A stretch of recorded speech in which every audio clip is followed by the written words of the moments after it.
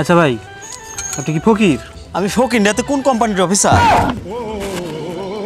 Officer হওয়া লাগে না, আপনি তো প্রতিবন্ধী না, তাহলে ভিক্ষা করেন কে? ভিক্ষার আইনে তো কোনো জায়গায় লেখা নাই যে প্রতিবন্ধী ছাড়া কেউ ভিক্ষা করতে পারবো না। প্রতিবন্ধীরা আরো ভাতা পায় হিসাবে ওকে ভিক্ষা না করবার দেওয়াটাই ভালো।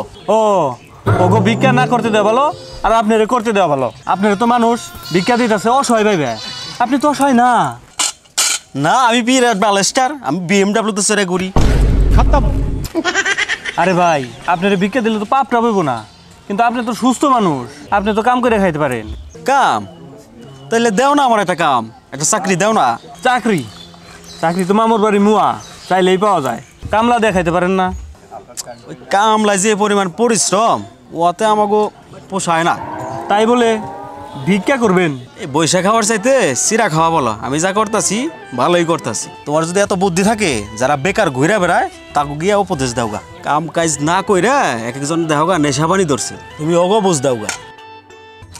এটাও তো ঠিক, তাই তো উনি বেকার গোছাইতে ভালো আছে, কিছু একটা কইরা খাইতেছে।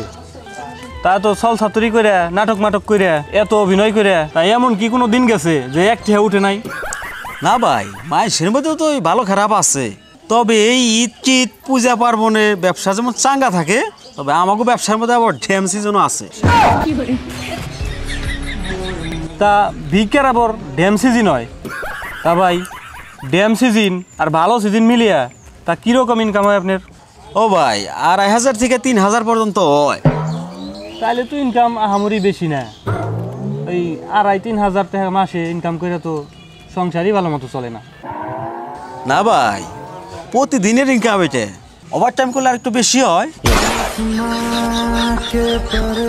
প্রতিদিন 2,500-3,000 টাকা ইনকাম করে আবার ওভার টাইম? অথচ আমি প্যান্ট শার্ট পরে জমিদারের মতো ঘুরে আমার 200-300 টাকা ইনকাম হয় না। ভাই, ওই গাছের নিচে জায়গাটা ফাঁকা আছে না? তুমি দেখতেই তো পাইতেছ কেউ নাই।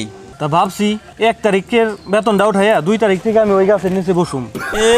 এখনো সমিতিতেই ঢুকলা না, আগেই ভিক্ষার জায়গা নিবার চাও? না ভাই, আমার লোন টোন লাগবো না, আমি কিস্তি উঠাবো না, আমি আপনার সাথে ভিক্ষা করুম। আপনার তো হেভি ইনকাম। ইচ্ছা করলে কি ভিক্ষার জায়গা পাওয়া যায়? আগে সমিতিতে ঢুকো, 2-4 বছর রাজনীতি করো, তারপর দেখো জায়গা পাও কিনা। সমিতি? ফকিরের আবার রাজনীতি? এই জায়গায় বসতে গেলে আমার আবার সমিতি করতে হইব, রাজনীতি করতে হইব? এমনি নাকি? প্রথমে ডিউটি করতে হবো বাড়িতে বাড়িতে, তারপরে বাজার, তারপরে গাড়িতে গাড়িতে, তারপরে সে চেম্বার।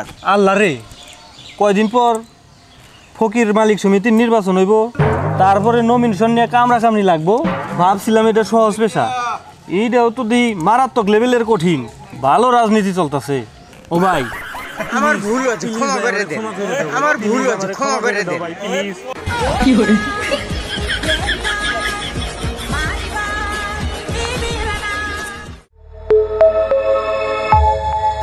রাজ মিডিয়া, তারুণ্যের প্রতিধ্বনি।